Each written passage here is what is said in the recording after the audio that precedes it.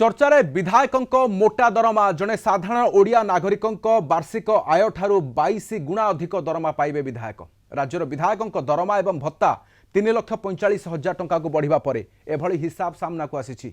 विधायकों दरमा 3 गुणा बढ़िबा परे वर्तमान ओडिशा विधायकों वार्षिक आय 41,40,000 टंका हेबो। अर्थात साधारण नागरिकों ठारू विधायकों आय 22 गुणा अधिक। राज्यर साधारण नागरिक वर्षक जेतिकी आय करुछंती जड़े विधायक 2 सप्ताह सेतिकी रोजगार करि नेबे।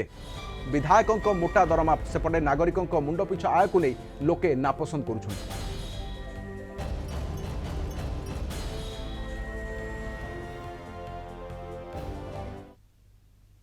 धनी राज्य अच्छा कर्णाटक अच्छी गोवा अच्छी आपणकर महाराष्ट्र अच्छी से भली राज्य विधायक मानकर दरमा यही परिमाण ना जो ओडिशा 1 नंबर भारत वर्ष है।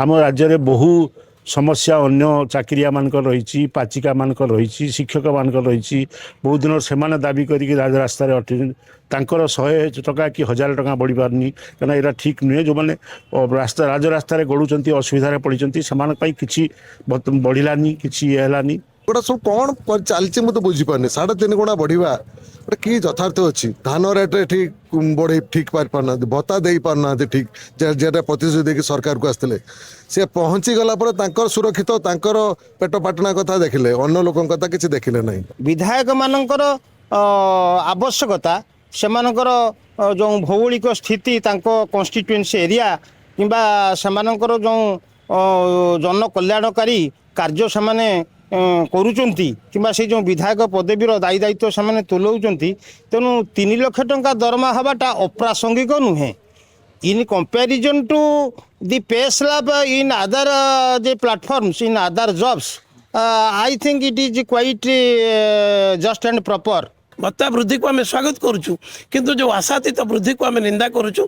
सर्वोपरि बड़ जिनस गोटे जे बही किणापी जो बही पत्र पत्रिका किणापी मासिक 10,000 टंका दिज्व जदि प्रत्येक विधायक मासक 10,000 टंकार पत्र पत्रिका बही किणवे ताले गोटे 2 वर्ष घर गोटे लाइब्रेरी परिणत हम एवं ये बही पढ़ो किए।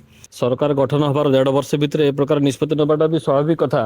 निष्पत्ति नबार किसी असुविधा ना किंतु विधायक मानकर समस्या जो भली अच्छी से भली अनेक लोक मानकर अनेक प्रकार समस्या अच्छी चाषी मानक आरंभ करी ठिकादार मान पर्यंत जो माने भी समाजर डेवलपमेंट काम करुँच समस्त समस्या अच्छी। समस्या भी आम भी शुणुचे खबर कागज प्रत्येक दिन पढ़ुचे से गुड़ाक समाधान दिगरे सरकार कौन आखिदृशिया पदक्षेप नौ ना।